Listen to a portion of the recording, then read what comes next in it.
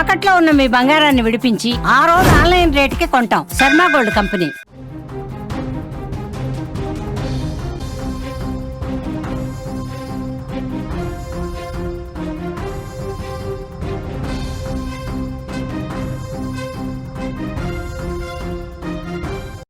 సాధారణంగా పెద్ద పెద్ద ప్రపంచ సదస్సుల్లో దేశాధినేతలు ఒకే దగ్గరకు చేరుకునేటప్పుడు వేర్వేరు కార్ల కాన్వాయ్లో వస్తూ ఉంటారు.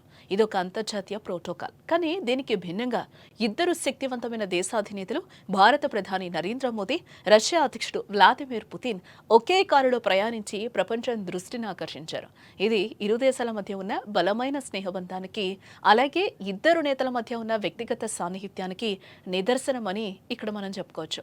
అధికారిక లాంఛనాలను పక్కన పెట్టి ఇద్దరు అత్యంత శక్తివంతమైన నేతలు ఒకే వాహనంలో ప్రయాణించడం నిజంగా ఒక ప్రత్యేక ఘట్టం. ఈ దృశ్యం షాంఘై సహకార సంస్థ సదస్సులో కనిపించింది. షాంఘై సదస్సు వేదిక దగ్గర అధికారిక కార్యక్రమాలు ముగిసిన తర్వాత మోదీ, పుతిన్ ఇద్దరు తమ తదుపరి ద్వైపాక్షిక చర్చల కోసం ఒకే కారులో వెళ్లాలని నిర్ణయించుకున్నారు. ఈ విషయాన్ని స్వయంగా ప్రధాని మోదీ తన సోషల్ మీడియాలో పంచుకున్నారు. ప్రెసిడెంట్ పుతిన్తో కలిసి ఒకే కారులో మా ద్వైపాక్షిక భేటీ వేదికకు వెళ్ళాం. మా మధ్య చర్చలు ఎప్పుడూ లోతుగా, అర్థవంతంగా ఉంటాయని ఆయన పేర్కొనడం గమనార్హం. నిజానికి రష్యా అధ్యక్షుడు పుతిన్ ఎక్కడికెళ్లినా తన సొంత ప్రత్యేక కాన్వాయ్ని వెంట తీసుకొస్తారు. ఇందులో ఆయన వాడే అత్యాధునిక రక్షణ ఫీచర్లు కలిగిన RS సెనేట్ లిమోసిన్ కూడా ఉంటుంది. చైనాలోని ఈ సదస్సు కోసం ఈ కారుకు ప్రత్యేక డిప్లొమాటిక్ లైసెన్స్ కూడా ఇచ్చారు. ఈ కారు అమెరికా అధ్యక్షుడి బీస్ట్తో సమానంగా భద్రతా ప్రమాణాలతో ఉంటుంది. ఇది బుల్లెట్లు, బాంబు దాడులను కూడా తట్టుకోగలదు. అంతేకాదు, రసాయన దాడి జరిగితే అందులో ఉన్న వ్యక్తిని కాపాడేందుకు ప్రత్యేక ఆక్సిజన్ సప్లై కూడా ఉంటుంది ఇందులో. ఇది ఎంతో విలాసవంతంగా కూడా ఉంటుంది. ఇది 50 కోట్లకు పైగా విలువ చేస్తుందని కూడా అంచనా.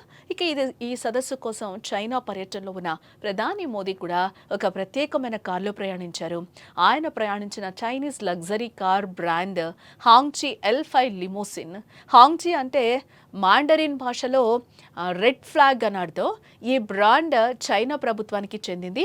ఈ కార్లను కేవలం చైనాలోని అగ్రనాయకులకు లేదా అతిథిగా వచ్చిన అత్యంత ప్రముఖులకు మాత్రమే ఇది కేటాయిస్తూ ఉంటారు.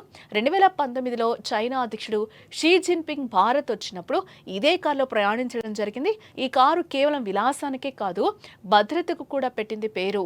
5.5 మీటర్ల పొడవు, 3 టన్నుల బరువుతో ఉండే ఈ కారు బుల్లెట్ ప్రూఫ్ ఫీచర్లతో ఉంటుంది.